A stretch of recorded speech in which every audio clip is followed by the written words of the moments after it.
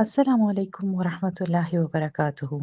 خوږې خویندو، د واده یعنی د ښځه خاوند د واده کړي ژوند 3 مرحلې وي. کوم چې موږ ته دا ظاهروي چې څنګه ښځه خاوند مختلف مشکلاتو نه تیریږي او څنګه د هغوی ترمنځه د واده دا رشته مضبوطیږي او ښایسته کیږي. 3 مختلف مرحلې وي. اولنۍ مرحله د شورو ورځې وي.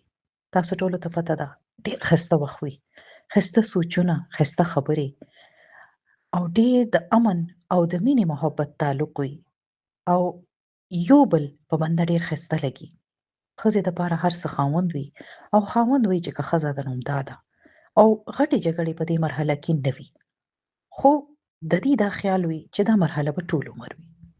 بیا راشي دویمه مرحله، دا وي د حقیقت مرحله.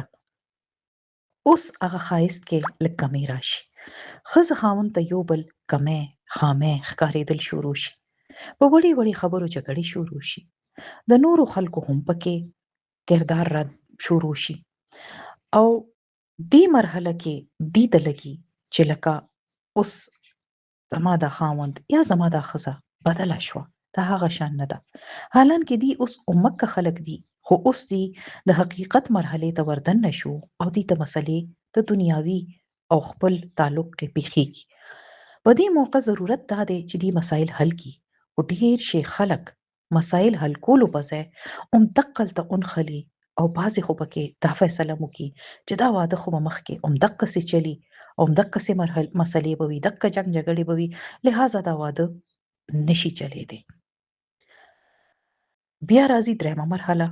کوم خلک چې په دویمې مرحله کې لږ صبر مظاهره وکړي، لږ د یو بل سره ګزاره وکړي او هغې مسایل حل ولټوي، هغې دپاره دا ډېره ښایسته او بهترین مرحله وي. اوس په صحیح معنو کې یو بل سره یو حقیقي مینه پیدا شي د ښځې او د خاوند. په دې وخت ښځې او خاوند دا زده کړي وي چې څنګه به موږ په ښه طریقه یو بل سره خبره کوو او مسایل به څنګه بې د جګړې، بې د چغو سرو په خاموشۍ او په هوښیارتیا حل کوو.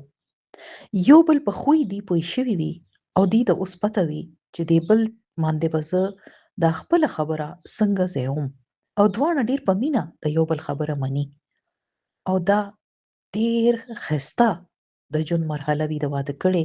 خو دې دپاره د ډېر صبر ضرورت وي. که د اولنۍ او دویمې مرحلې نه څوک تیر شي نو دا مرحله ډېره ښایسته وي او بیا دې کې یو ډېر ښایسته د ملګرتیا تعلق قایم شي چې دا ښځه خاوند د یو بل د ژوند ملګري شي.